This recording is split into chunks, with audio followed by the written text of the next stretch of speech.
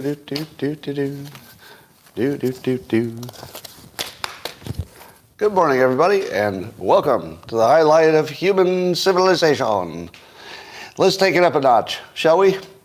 You ready? Buckle up. All you need is a cup or a mug or a glass, a tankard, chalice, a stein, a canteen, jug or flask, a vessel of any kind. Fill it with your favorite liquid. I like coffee. And join me now for the unparalleled pleasure, the dopamine hit of the day, the thing that makes everything better. It's called the simultaneous sip. Go.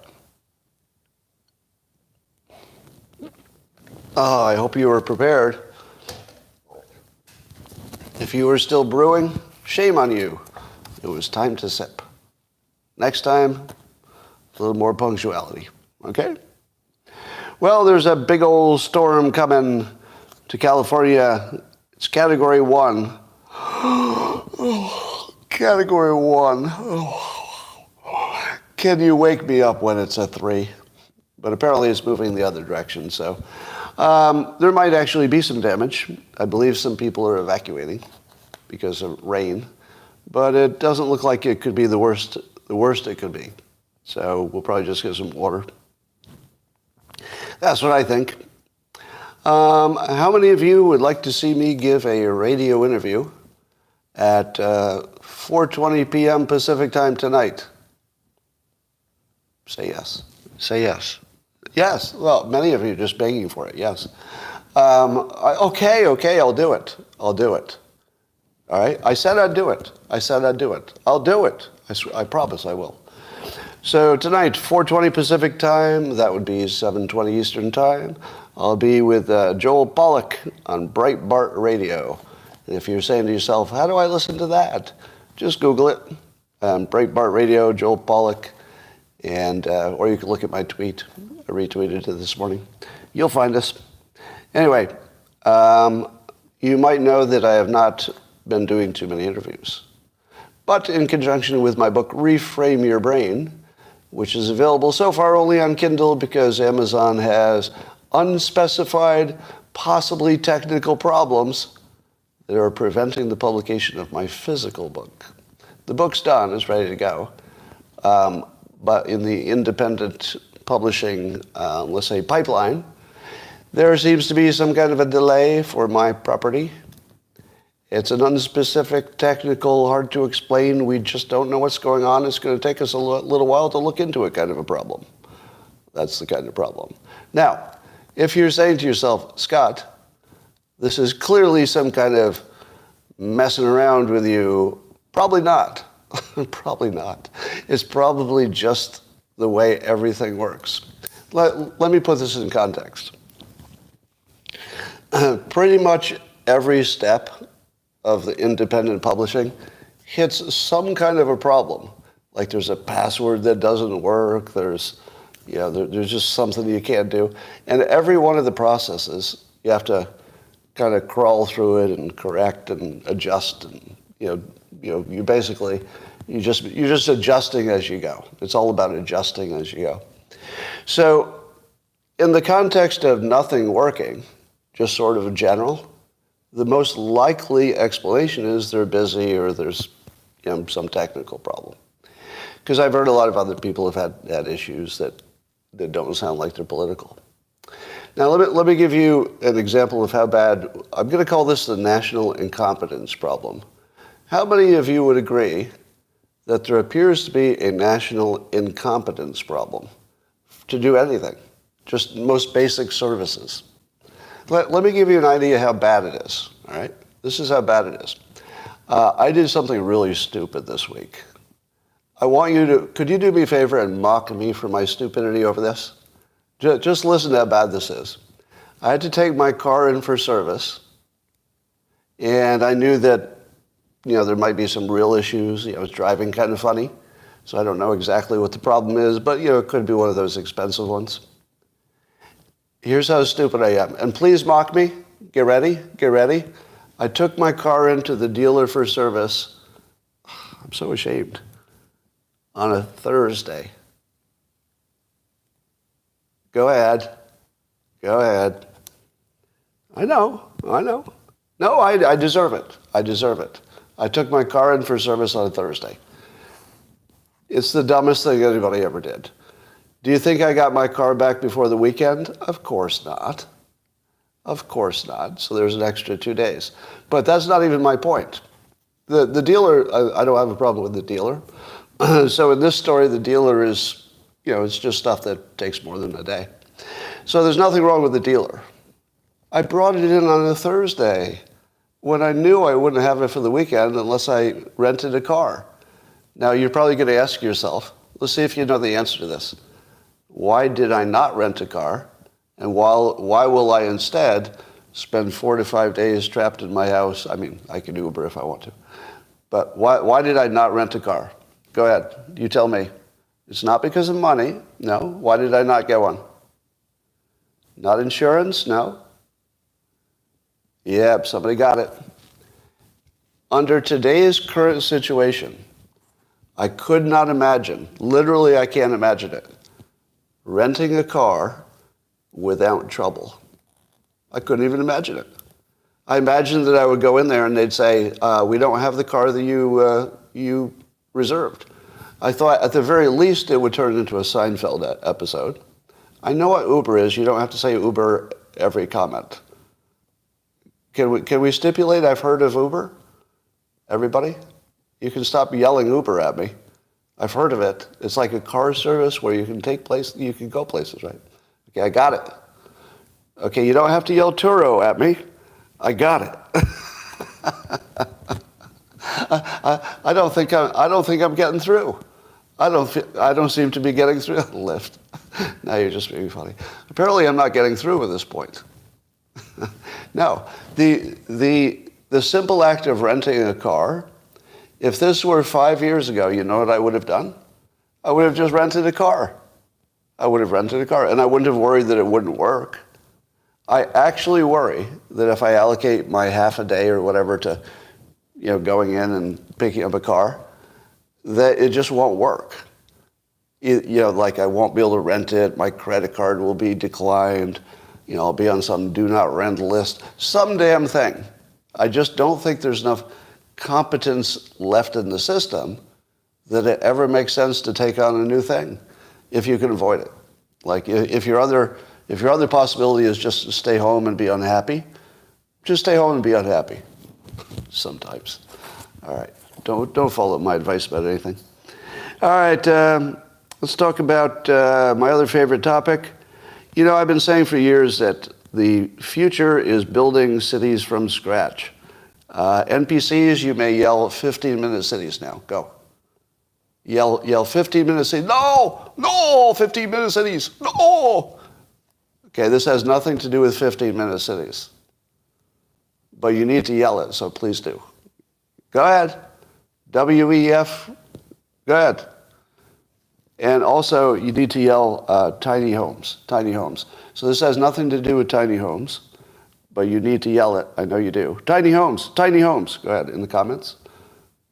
I've been here before. Anyway, there's a city built from scratch in Cayaya. That's the pronunciation that's probably exactly right on, I think. Cayaya in Guatemala. Now, what's interesting about it is they actually set out to build a city from scratch. But what's interesting is they built it like sort of in the architecture of more traditional, older-looking stuff, but, with the modern twist. And I saw some video of it. It looks amazing. And it is, the streets are pedestrians, not cars. I don't know that makes it a 15-minute city, but if you need to yell about how you're unhappy that the cities could be convenient, go ahead and do it. So this is one example that apparently people are happy with, and it came out really well, but that's the future. The future is cities from scratch, and there's almost no way around it, because it'll be the biggest industry that everybody agrees we need, and people will want to live there. And there will be lots of different ones. Will some of these cities be 15-minute cities that Klaus Schwab will take all your freedom and your security and your privacy? Maybe. But others will be something else. All right, this Hunter Biden plea deal, we're finding out more about it. Politico is trying to spin it as late payments, that nobody goes to jail for being late on their taxes. You just work out a payment plan, and it would be very unusual to go to jail just because you were late on your taxes. So that's what it was, right? That was the problem? Was the problem that Hunter was just late on his taxes, but now he's paid. Now he's paid it. Yeah. You know, I was once late on my taxes too. So, I mean, same kind of crime. Now, in my case, I did not set up a series of international shell companies to hide the fact that I was late. No, I didn't do that. I think I forgot or something. I may have forgotten to pay an estimated payment once. And I just paid my penalty and paid my money, and I didn't go to jail. But, you know, I also didn't have a series of shell companies to run it through, so it would be hidden from everybody. So there's that. There, of course, is some pushback. So lawyers never agree on anything. Some people saying, oh, it's not that big a deal. Nobody would have gone to jail for the specific things that Hunter did. Others say, this is not late. This is hiding money from the IRS, about the most illegal thing you could possibly do. Well, you know, potato, potato. But there is evidence that the investigation only went forward because of the whistleblowers. So pretty much everything you thought about everything is true. On the Hunter Biden story, everything you suspected seems to be true. It's a pretty interesting model, because sometimes you see stories where, like Ukraine. If you watch the Ukraine story, you're like, I don't know, that might be true, but no way to know. You know, maybe, probably not. But you see the Hunter story, and now there's a pattern that's developed that no matter how much doubt there is about the story, turns out it's true.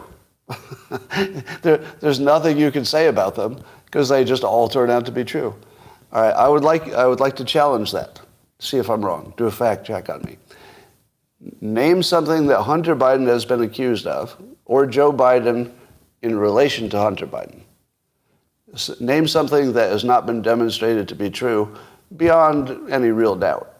Can you name anything he was accused of that is not? Now, the paintings as a way to launder influence, I wouldn't say it's proven. It's not proven. It's just obvious. You don't need to prove anything about the paintings. That's exactly what it looks like on the surface. All right. Yeah, it's pretty consistent. If Hunter is accused of it, apparently that's usually going to turn out to be true.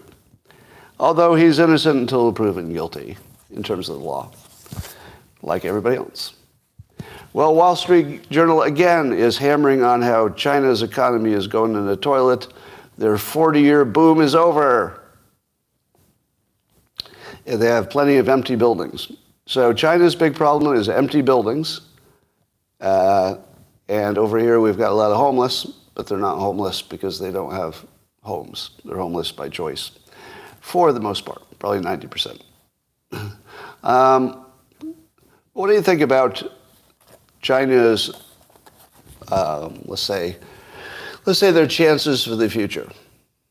There are at least three things that the United States has going for it that our adversaries, or let's say competitors, can't match. Number one, we have the option, which we have not used, of filtering our immigration better. In other words, we could avoid the demographic crash by becoming the only country that people are fighting to get into, and we're taking the ones with the best potential to be good citizens. Usually education would be the top thing. Do they have a skill? Now, do you think China could ever match us in immigration of sucking up the best people from every country? No. Do you think Russia could ever match us in what we could do with immigration? No. Now, here's the weirdest take you're ever going to hear on immigration. Our complete failure to guard our border is, in the short term, which might be several years, terrible. Would you agree? that on net, there are benefits of immigration. Even illegal immigration has benefits. You know, people get jobs, et cetera. But would you agree that so far, like the last few years, it's more of a net negative because it's just out of control? But watch this. If you were in another country and you knew that all of the other countries seemed to be badasses about immigration, and you knew that the United States was willing to hurt itself to accept you. The United States was willing to hurt itself fairly massively to accept immigration. Now, you can say, oh, it's politics, it's incompetence, it's this, it's Kamala's not doing the job, that's all it is. But I'm just saying, how would it be received by the rest of the world? So imagine you're in India, you grew up in India, you just went through the ITT system, you're one of the top technical young people in the world because you just went through a system that produces them, and you're saying to yourself, where do I go? Do you go to China? Let's say China said you're welcome, and that let's say they put together an immigration attraction thing to get technical people. Would you say that I will be welcomed with open arms in China? No, you wouldn't feel that way. How about Russia? Even if they said they would welcome you, would you feel like that's the place you want to go? Maybe not so much. Now imagine that you had been listening to the news about America and you found that we had these sanctuary cities, and that even though we fought about, what is the right level of immigration, the net effect was that we were the most accidentally, one of the most welcoming countries for immigration. And we remain, I would say, the melting pot example for the world, even with all of our problems. We have somewhat accidentally created a situation from the Statue of Liberty all the way through sanctuary cities that America is a place that has built into its DNA a belief that immigration is central to our existence and our experience. Which is not to say let everybody in all the time, right? We're not talking about the way we're doing it. I'm talking about what would somebody in another country feel about the United States when deciding where to bring their high levels of skills to employ it for the rest of their lives. I don't think anybody can match us. I think we'll be maybe in better shape than Europe. They got a little bit overrun, so Europe's got their own problems.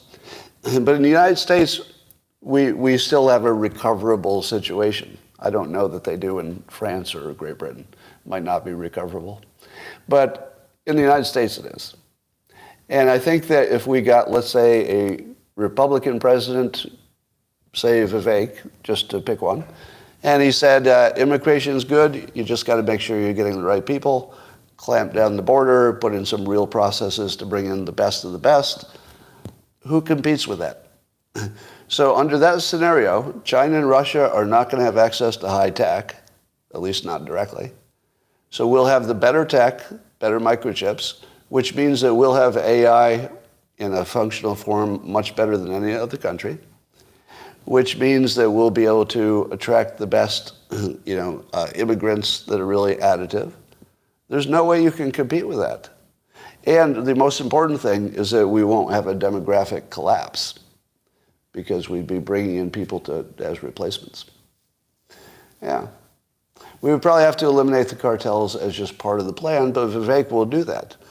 Yeah, Vivek is talking about slamming the cartels, having real immigration to attract the right people, all the right stuff. So there's something shaping up here that would make America the only superpower and would be really the jewel in the world, more so than it ever has been, if it ever has been.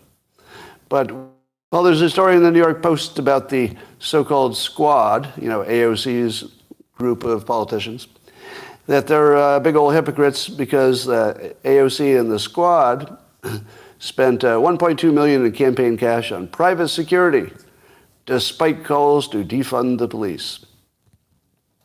Now, you're expecting that I'm going to agree with the New York Post and say, hypocrisy, hypocrisy, right? Or if you know me better, you know that I'm going to say this is an analogy. The New York Post is making an analogy between police and private security. Is that fair? No. Did AOC call for ending private security for public figures? No. She did not call for ending private security for public figures. Now, she did call for something that's, as dumb as that, but not, at least is not inconsistent. So, yes, she certainly wanted her own safety, but don't pretend that public figures have the same security concerns as average citizens. Average citizens could have worse problems, depending where they live, or no problems at all if they live where I live. But AOC has real security problems, and she has a right to have security, and I don't want anything to happen to her. So yes, I'm 100% in favor of her doing what she needs to do to protect herself. I don't think that's up for debate. Now, separately, do you want your police to be defunded? Well, nobody has a better alternative to that. But you don't really need to bring the private security in there. I realize it's like a political, oh, I gotcha. But don't we have plenty of things to do gotcha with the squad? Do you need this one? I mean, this one just seems like just so small ball politics. But I get it. It works. So I try to avoid the hypocrisy lines. It's the easiest thing to do. Oh, they said this, but they did this. That's never an interesting story. It's just a political spin, and you've seen it once, and you're like, ah. All right. I forgot about this, but the Attorney General for Montana, I think it was, Austin Knudsen, actually pushed through and made into law a ban on TikTok in the state. And I'm not talking about a ban for state workers, which you've seen in other places, government workers, but a ban, you just couldn't have it in the state. Now, I don't know how I suppose the app stores could adjust for the state somehow. So maybe that's practical to do. But I love the fact that he did it and he got away with it. So I just want to say his name so you've heard it. People say he's, angling for higher office somewhere. If he is, good for him, because you did something useful. All right, let's say his name again, Attorney General Austin Knudsen. So if you hear this voice, if you hear that name in the future, just remember he did one good thing. I don't know what else he did, but he did this one good thing. And do you think that the news is covering this correctly? No. The news will still say stuff like, but TikTok said they would put their private data in some American managed company. That's not really the problem. It's the brainwashing. It's not just the privacy. And every time you see the news focus on the privacy part, you know that that's propaganda. Or they just don't know the news themselves. But it could mean that the people they're telling the news know the news better than the people who are telling it. That's sometimes the case. All right. I saw one report, I don't know if this is true, but that Newsom is dispatching the National Guard to tackle the drug situation in San Francisco. Can anybody confirm that? That Newsom is sending or will send the National Guard for San Francisco? Because I don't think so. But maybe. But let's say if it is true, and I would put a big question mark on that, it feels a little, I don't know, I feel like it would be bigger news or something, but I only saw it in one outlet. So this would be, if it's true, and that's a real big if in this story, I would say that it's another example that you have to become Trump to run against him. You have to become Trump to run against him. That's a problem. You basically have to adopt his policies after saying they were bad policies forever, because once you're in the national stage, you just look ridiculous. It's just more obvious that Trump was right about some stuff, immigration, for example. All right. Alex Jones says he has some source from TSA that says masks are coming back. as a requirement? No. Next story. If you argue about this, you're in the wrong fight. It's just no. Now we're done. We're moving to the next story. It's just no. No. Not no maybe, not no for a little while, not a little bit yes, just no. No. All right. Did I mention that my book, Reframe Your Brain, is #1 in the happiness category on Amazon? So #1 book to give you happiness, and it probably is. #1 book in hypnosis, even though it's reframes, I present them in the context of as a professional hypnotist, telling you what works about them. So it isn't teaching you hypnosis per se, except in the specific form of putting reframes into your own brain and other people's. And it's #1 in personal transformation, in other words, personal growth or success. So it's #1 in all 3 categories that are the ones that matter. Now, don't get too excited. Being #1 in your category doesn't mean you're #1 in the world, but it's also not even available except in Kindle. So this is the kind of book where I would expect a lot of people are going to wait for the soft cover, which could drop any minute. But it's because you're going to want it as a reference. It's sort of a book that you're going to read it and then go back to it a bunch of times, like, oh, what was that? What was that reframe I remember? So lives are already being changed. The reviews are crazy. They're just so good.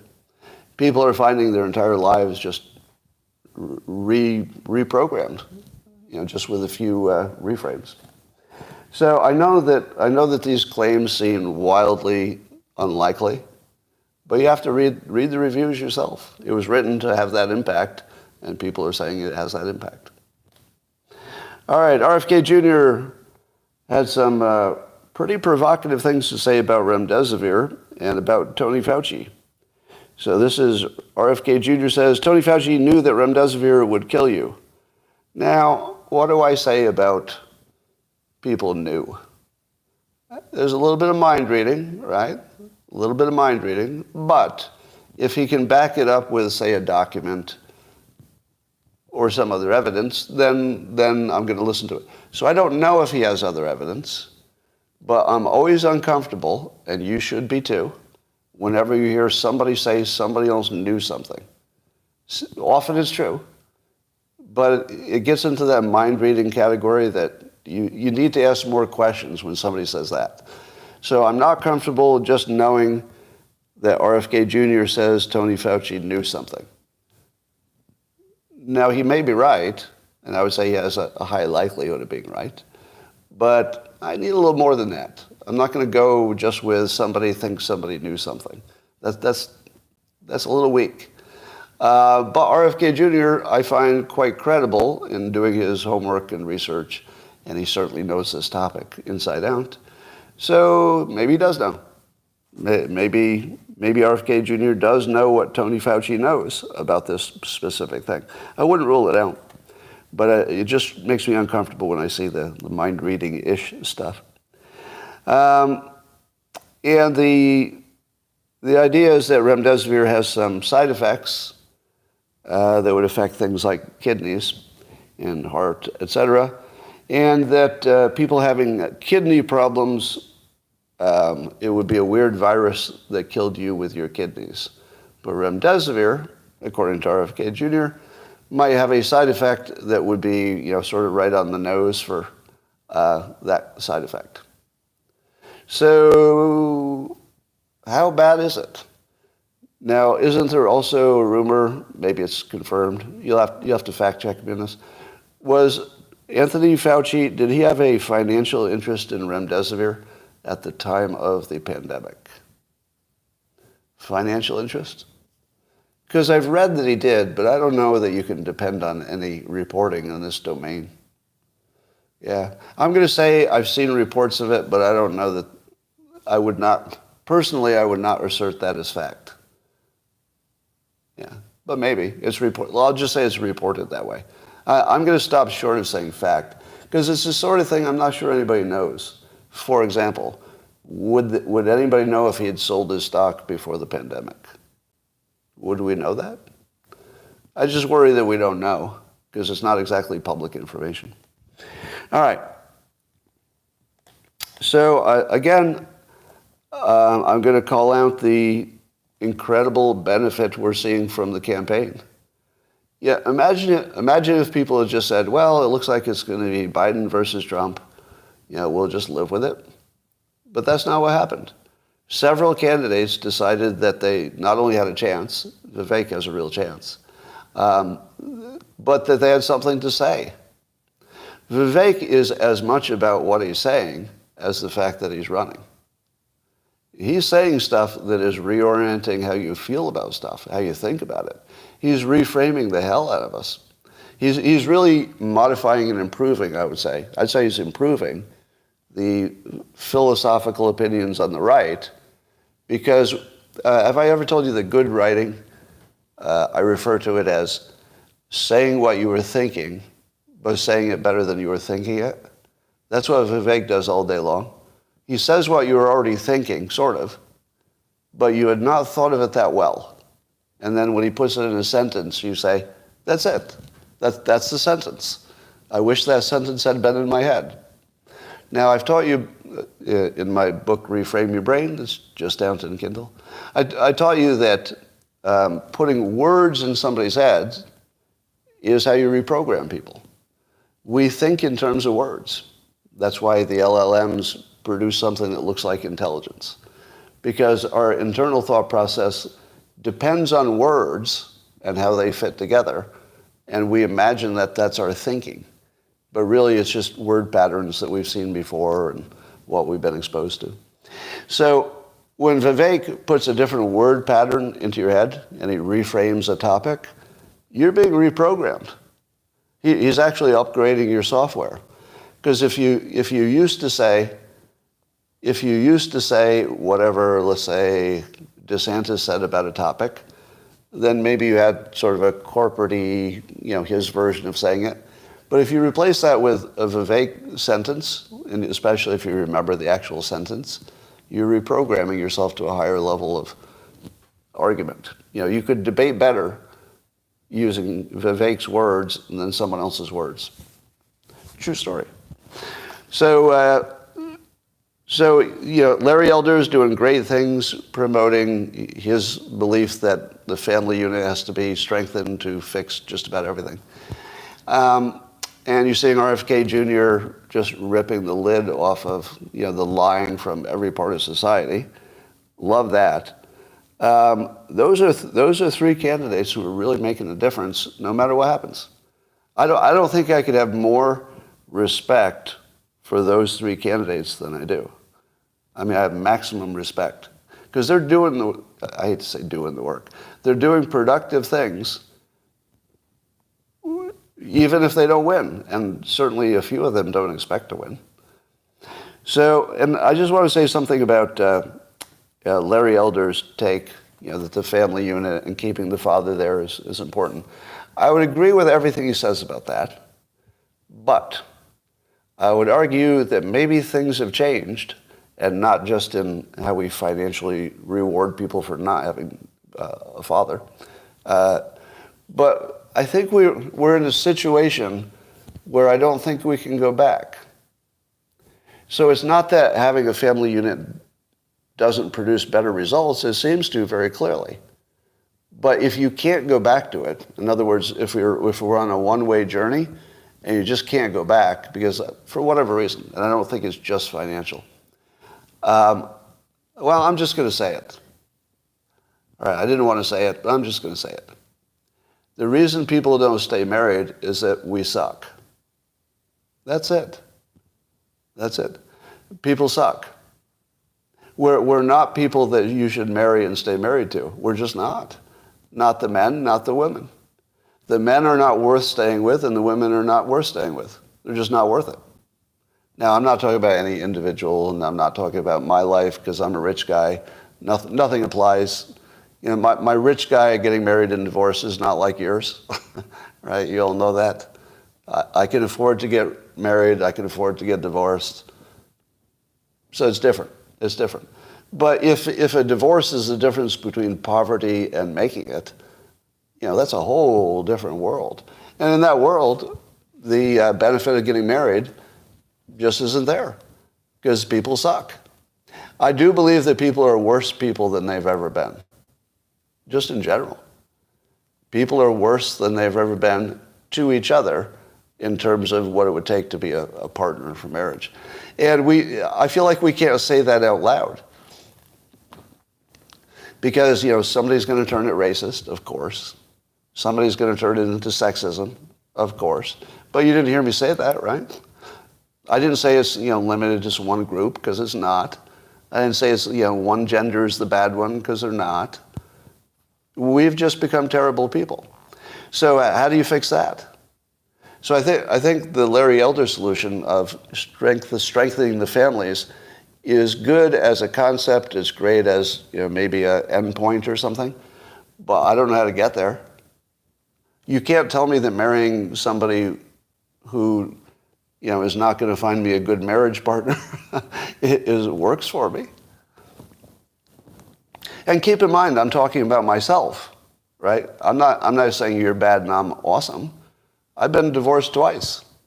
Do you think I would be divorced twice if somebody really, really liked being married to me? I don't think so. Honestly, if I were a better deal, somebody would be married to me by now, probably, and we'd be happy. But apparently I'm not a good deal. And, I'm at least transparent about it. All right. I snore, so it's hard. It's hard to be in a relationship when you snore. That's one of the things people don't talk about. They don't talk about how much snoring makes it impossible to be in a relationship. You can act like it's not, like, oh, that's just a detail, but it's not just a detail. I would bet that snoring is 20% of divorces. That's my estimate. Snoring is 20% of divorces. Now, that doesn't mean they'll say that. It just means you end up in separate bedrooms, and then it all goes to hell. So nobody plans it that way. All right. I've had my sinuses operated on. It doesn't make a difference. I've had my deviated septum, also. So I've had 2 surgeries to fix my general sinus situation. No difference. No difference. But very painful surgeries, but no difference. I do breathe better, though. What was I talking about? So I love the Larry Elder thing, but I think he needs to go back a level and find out what's wrong at the base. He's definitely on point about some of it being economic, but there's a much bigger thing. We've all become people who are not worth marrying. That's a big problem, right? Now, here's part of the reason we've become,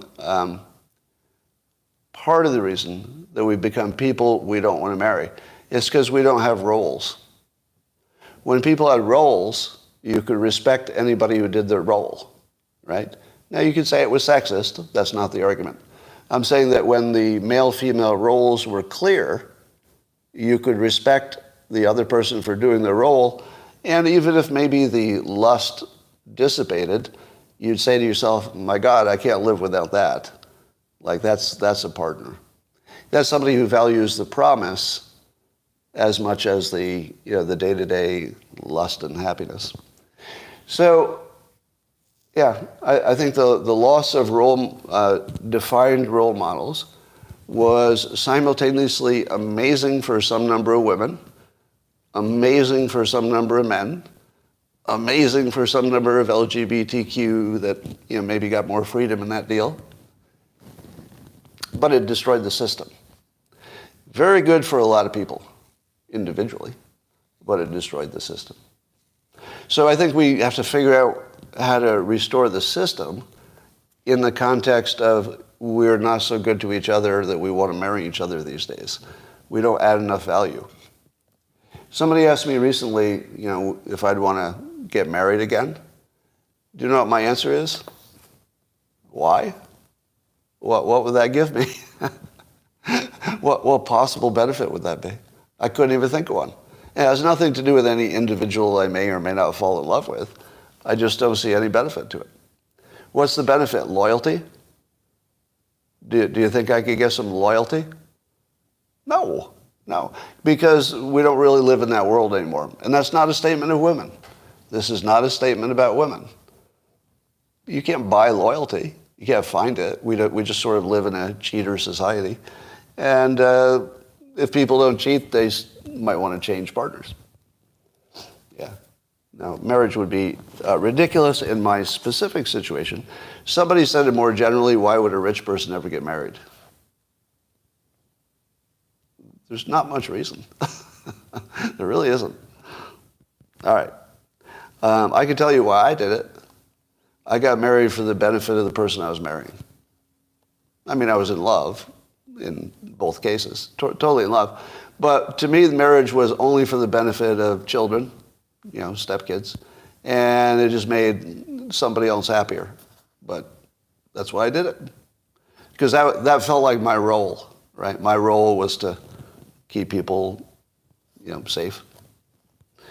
All right, Mark Cuban was tweeting at Elon Musk over this big issue of whether blocking will be allowed on Twitter in the future. Let's call it X. And Elon Musk has said that blocking is going to go away. Mark Cuban had some things to say about the algorithm. So there are two things going on. One is about blocking, and then Mark Cuban's conversation about whether Elon Musk has too much influence over the content. Now, when I saw it, let's talk about them individually. So let's talk about the algorithm first.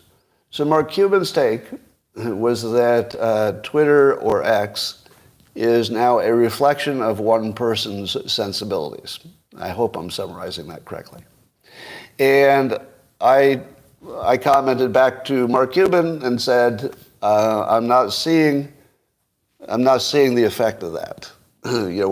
What exactly makes you think that it's become, an Elon Musk sort of thing? And then he responded by showing the Twitter guy. I guess there's a Twitter document, let's call it X, that explains how their algorithm works. It is hilarious to read. If you want a good laugh, you should read the X document that explains how their algorithm works. Let's just say it's complicated. There are so many jargony buzzwords in it, you really can't tell what it is. I mean, it's as close to being 100% non-transparent as anything could be, while it's trying to be transparent. So the point of it is to show you what they're doing, but because they have to use such generic jargony words, and it's just so dense with jargon, you really can't tell what it is. No human could read that. And it's not because I'm not an engineer. It's not because I'm not an expert in the field. It's just written that nobody could understand in detail what it's doing or not doing. But I saw one phrase there that said that, let's see, what was the phrase on the X document? It said they would seek a fair balance of contents from different sources. That's actually that was the term used in the X documents, that they would seek fair balance. What's that tell you? Do computers and AI, do they know how to figure out what's fair? How do you determine what's fair? No, there's no objective standard for fair, because it doesn't just mean, the numbers, right? It's not about just the numbers. It's about a judgment. Fair is only subjective. So if the Twitter algorithm has an important component in which somebody or something is determining what a fair balance is of content from different sources, that can only be humans. Now, it might be the humans who, set it up and then they walk away, but it's set up by the humans. Some human had to say, I'm going to tweak this or put this filter in because in my opinion, or maybe some few people's opinions, this is what fair looks like. Would it be fair to have just as much content from something that's obviously conspiracy trash versus something that might have some credibility? Would it be fair that you get the same amount of it? Depends, right? If you're Alex Jones, you'd say that is fair because you can't tell what's real and what's not. Maybe he'd say that, right? If you're somebody else, you say, that's crazy. Why would you let, some 4chan conspiracy theory get the equal weight with a respectable publication? So fair is so completely subjective that I had to immediately fold my argument and agree with Mark Cuban that we can never know what's happening with the algorithm, but we can know for sure that if Elon Musk doesn't like it, he'll change it. Now, that doesn't mean that we're already seeing sort of the Elon Musk version of reality. It just means it has to happen over time. And as Cuban said, Elon Musk won't always be alive and always running it. Somebody else might have to be the, let's say, the benevolent dictator. I've often said the best form of government, by far, the best form of government would be a brilliant, benevolent dictator. Because the dictator part gets you, past all the nonsense of arguing about stuff. The brilliant part gets you good solutions, or at least somebody who knows, to test things before they implement them. That's pretty good. And the benevolent means that that person is brilliant and working for your interests. Now, we actually have something that feels like that to me. You got the brilliant part, Elon Musk. You've got the benevolent part, which I actually believe. I believe he really wants free speech in his bones. I think that's completely real. But that's my opinion. I don't know. If he had some secret evil agenda, would I know it? No. Can't read minds. But it feels to me like an ideal situation that's also temporary. So I'm going to agree with Mark Cuban, no matter what you think of Elon, and I have a high opinion, he's not going to be there forever. But Twitter won't always be the same forever either. So by the time somebody else runs it, maybe everything else has changed. Maybe there's a whole different AI platform or something. So, I don't know. I'd keep an eye on that. But be aware, in my opinion, there's no such thing as an algorithm that is not biased. And if you had one, you couldn't make a business model out of it. In other words, bias in the design of the algorithm is unavoidable. So, my response to Mark Cuban, he certainly made his point. The way the algorithm is, you can't avoid the fact that the owner of the company is going to get what he or she wants. That's a good, solid point. But we don't know if we're seeing it yet, and I can't think of any model that would be better. Can you? The obvious thing you think is like, oh, let's get rid of all moderation. Do you think that would work? Do you think you could build a platform with no moderation? No. Do you think you could have a platform in which you're not doing a lot of fact-checking and that works out okay? No. No, that's not going to work out okay. There are no solutions. So before you criticize the way it is, just remember, you're not comparing it to anything. You're comparing it to some imaginary thing in your mind in which there's both no censorship and it works out fine. That's not a possibility. That is not even slightly a possibility. Human beings will exploit every opportunity to be terrible. So what's happening now, sort of dovetailing with this, is that so Elon Musk wants to take away the block feature. And people are asking me, Scott, what do you think about this? And here's my opinion. I'm one of many millions of Twitter users. Personally, removing the block feature for me in my very specific situation of a million followers, and I talk about politics, and people hate me, and people love me, and they're all going to be fighting it out in the comments. In my very specific situation, removing the blocking is all bad. But that's not my opinion of whether you should do it. Because I'm just one person. And I'm an elite. At least in terms of Twitter users. I'm an elite Twitter user because I have 1 million followers. Should Elon Musk modify his rules and his features to satisfy people like me, if it's at the expense of everybody else? And the answer is, I don't think so. I'd love to tell you he should satisfy me and let the rest of you, who have small accounts, fend for yourself. But I don't think that's the way you run anything. I think not. Now, I would go further and say, if I had as many followers as Elon Musk, I wouldn't care about blocking. Do you understand that? If I had 20 million followers, I wouldn't care about blocking. Do you know why? If you've got 20 million followers, you're not looking at comments. You wouldn't spend a minute looking at comments because there would be 1 million of them. What are you going to do? Block 3 of them? Oh, I've got 300,000 people saying I'm a Nazi. I'll block 3 of them.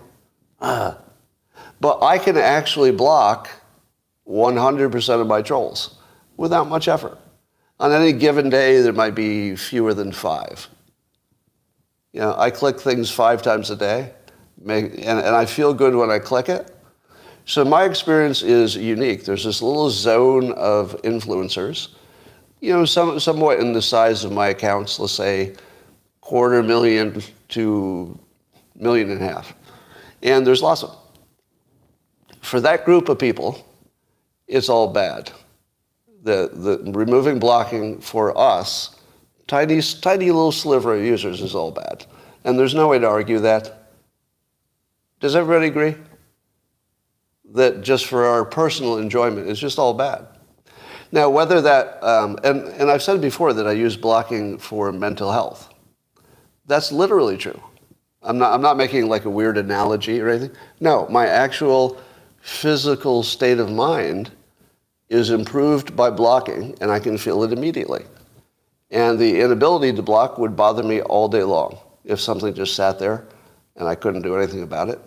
So even though blocking doesn't make other people not see it so much, it makes me feel good. So I would say that my mental health would absolutely, no doubt about it, suffer, and that muting would not be nearly as satisfying. That's my first take. However, you know what I say about things that can be tested. I should not have an opinion because it could be tested and it can be reversed. So if you can test it and you just find out, did it work for me? Did it work for most people but not me? I'd like to know. So I would love Elon Musk to show the rest of the country how decisions are made. First he said, I'm going to do this thing, but you have to know in the back of your head, and I'd like to hear him say it directly, but he's thinking it. This is one where mind reading is easy because everybody smart thinks the same way. If you can test it, and if it's reversible, which software is, test it. So I'm not going to say yes or no. Just give it a test. If it works for everybody but me, I'll say go do it. I'm not your boss. If it works for you, I would be happy for you. Honestly, I worry that I would quit using X. Because, if I have to deal with Ben Garrison comics on my timeline again, I don't know if I'd stay. I honestly don't. Because it would make me feel bad every time I logged on. But by, blocking the people who send that, I don't see it. Would muting do as well? I doubt it. But I'd be willing to see. All right. Let's see what else has happened. So the news is that DeSantis is barely trying these days There's a clip in which he's taken a little bit out of context, I would say. He said, quote, unless you're kissing, he was talking about Trump, he says, unless you're kissing his rear end, they'll call you a rhino. And then he referred to, quote, listless vessels who follow whatever comes down the pike on Truth Social every morning. And people said, are you running to get those votes or to alienate Republicans? That feels like exactly the wrong approach. Compared to the smartest guy in the race, Vivek. He just says good things about Republicans and people in general and even Trump. Does anybody hate Vivek because you think he doesn't like you? No. He seems to like people. He even seemed to like the LGBTQ reporter who, there was a famous viral thing of them having a discussion. He seemed to like her. He seems to like people. That's a real good quality in a president. But DeSantis did a little bit of the deplorables mistake. I would say he's taken a little bit out of context. If you heard it in context, it wouldn't hit you the same. Out of context, it's more grating. In context, he's making a point. You could argue about it, but I think it was a mistake. I would say it was a mistake to word it that way. Certainly mocking people who use Truth Social is just a big mistake. So, yeah, it doesn't look like he's serious about it. I don't know I feel like he already knows that he's wasting his time. He acts like a person who's smart enough to know none of this will help him. All right. Was it the Wall Street Journal, I think, who was reporting that the war in Ukraine could go on for years because neither side has a clear goal that's attainable. So they both have goals, but they're not attainable. You know, Russia's not going to own all of Ukraine.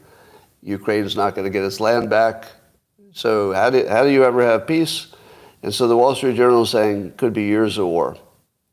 Do you think we're that dumb? Are we going to do this again? If we know we can end it in a day, and honestly we can. Now, when I say we, I think Vivek could. I think maybe DeSantis could. I think Trump could.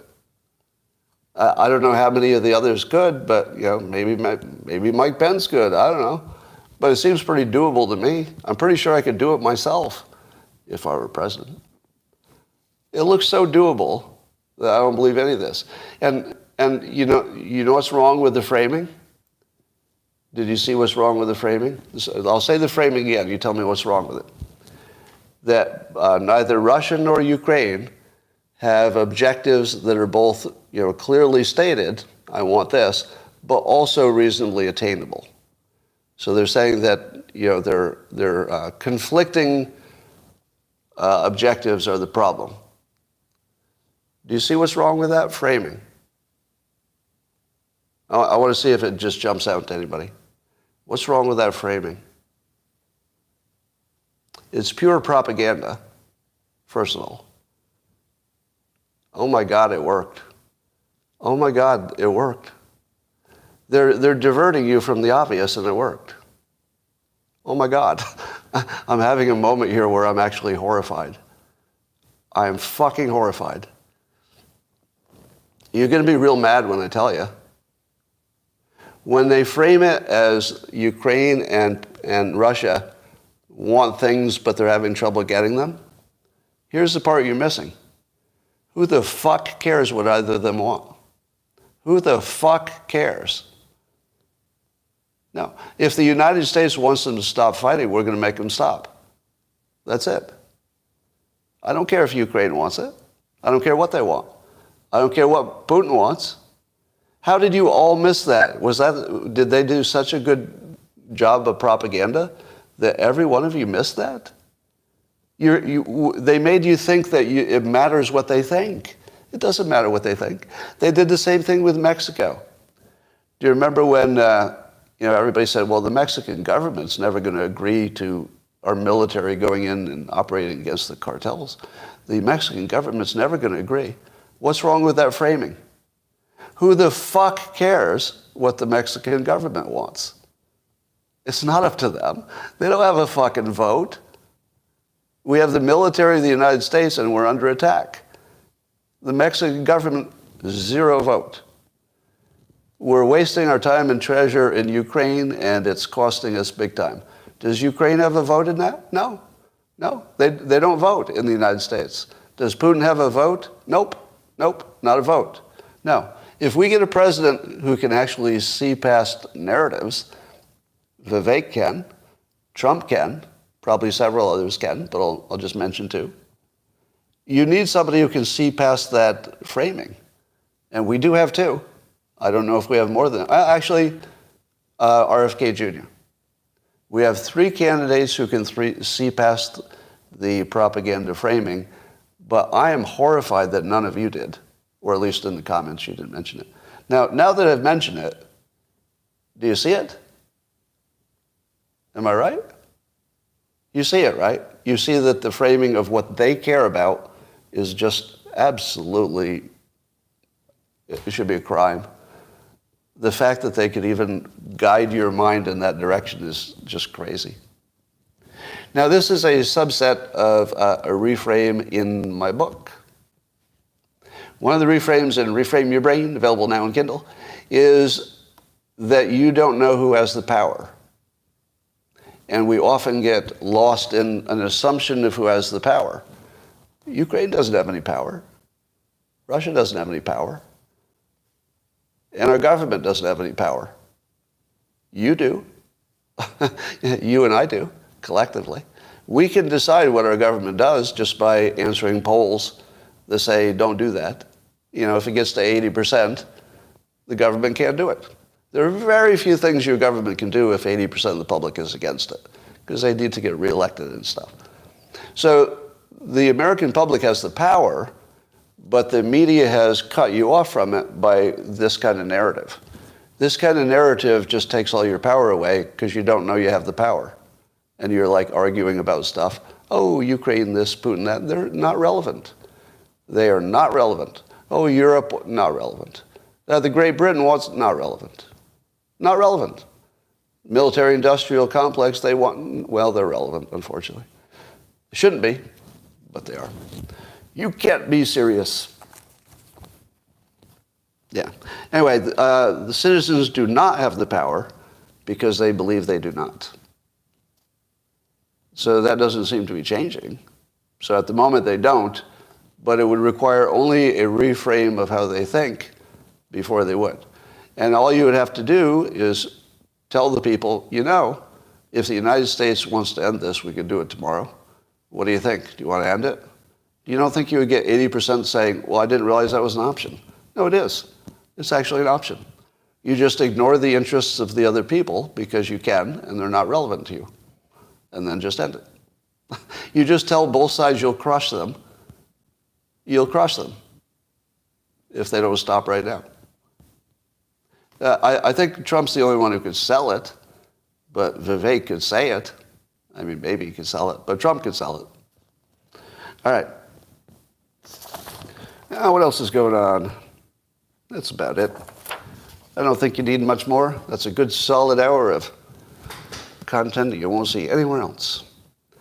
And not too many commercials. All right. I saw that the famous Twitter account Cat Turd was complaining about the blocking feature, and Elon Musk blocked him. And then Elon tweeted that he's blocking people who are complaining about blocking. He said, let's see how you like it. And I thought, you know, yeah, I love it. I love it. I don't, even though I don't love the blocking, I just love the fact that he blocked people for complaining about blocking so they could see how they feel about being blocked. He's helping. He's helping. The second funny thing about that is I blocked Cat Turd a long time ago because he's a fucking idiot. I know, maybe you like him, maybe you follow him. Personally, he's an idiot. That's my take. And I wouldn't want to see any of his tweets again, except that one was funny. James Wood is making some news. I saw a video from him. They had a video of some, youths attacking cars in Philadelphia, and he tweeted the other day, "This isn't fixable." Does that sound familiar? This isn't fixable. Now, I don't think he follows me. Well, he probably caught the headlines. Don't you think James Woods caught the headlines about my cancellation? Probably. Most people did. But it's not fixable. Where have you heard that before besides me? Who is another person who said it's not fixable? You have to know when to hold them and know when to fold them, right? Alex Jones, Chris Rock? Really? Chris Rock? I don't know about that. Alex Jones, Bill Mitchell? No. Tim Pool said it? Yeah. And by the way, there's nothing wrong with that. There's nothing wrong with that opinion. It's not cruel. It's just a statement of what you think is happening. So I would like, cities not to fall into decay. I would like everybody to have, jobs and not walk on bums in the street. But doesn't look like it's going to happen. And I would guess that the future is building new cities, as I said in the beginning. And I think the old ones just have to go. Because I think they need to bottom, and then probably they'll just turn into something else. But I think cities are probably on a long-term decline. And I don't think we should necessarily try to fix them if they're not interested in fixing themselves. So I would say, get away from cities, if you can. I should do a podcast with Peter Zahan. I don't think he does guests, does he? I think he just does his own thing. He's very interesting, but I noted, and I'm glad you mentioned him. So I mentioned the other day that Peter Zahan said that Russia's real goal with all of its aggressive moves were to make sure they controlled the attack points to defend Russia. And that if you looked at them, they line up very well with the most strategic attack points. Now his take is if you could I think I'm saying too much about his take. I'll say it's my take. If that's true, then that would suggest there's a way to deal with Russia where you say, all right, your problem is these choke points. Maybe there's some way, short of a war, that you can get some security, and we can get some security, and nobody's giving up too much. So that would suggest if the Peter Zahan view of the world is right, that it's about those choke points, that gives you something to negotiate. If the Wall Street Journal is right, which is a totally different take, and by the way, never mentioned the choke point issue. I've never seen it anywhere else, actually. If it's true that the goals are amorphous and impossible to get, then you can't have peace. So the Wall Street Journal article looks like an article that was written by the military-industrial complex. I'm not saying it was, but it reads like it. Would you agree? It shows no hope and warns you that the war will take years. Who benefits from that? Military-industrial complex, maybe the neocons. But as much as I think the Wall Street Journal is, one of the best independent vehicles for news, and I'm not going to make an accusation about that specific article, but use your own judgment. There's another view that would say it's negotiable, at least two views, and they acted like because it's amorphous that it can't be negotiated. The amorphous part is really not the problem. And I don't know if they're just bad at telling you all the context or if they were influenced by the military-industrial complex, right? So those are the questions you would ask about a story like that. All right. Anybody else got a topic I haven't talked about?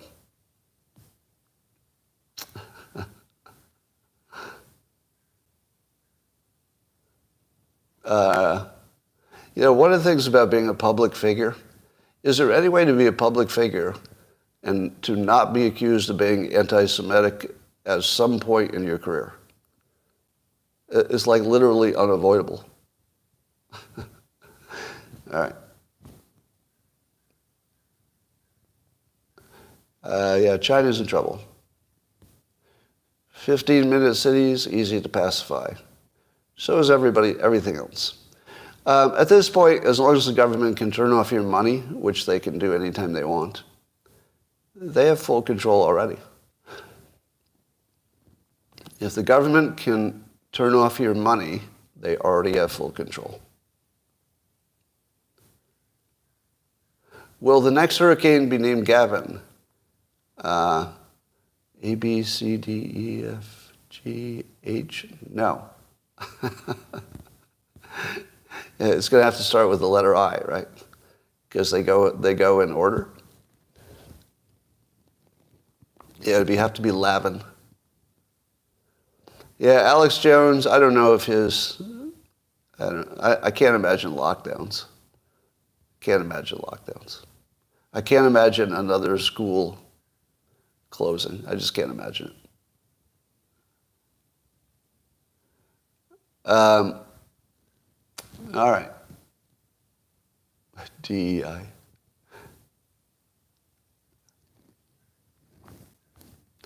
All right, I think we've talked about it all. And ladies and gentlemen, I'm going to go talk to the locals people. Thanks for joining YouTube. Scott believes these people have reasons. I don't know which people. But if you believe that I think that people operate on reason, you have not followed me for very long. Bye for now.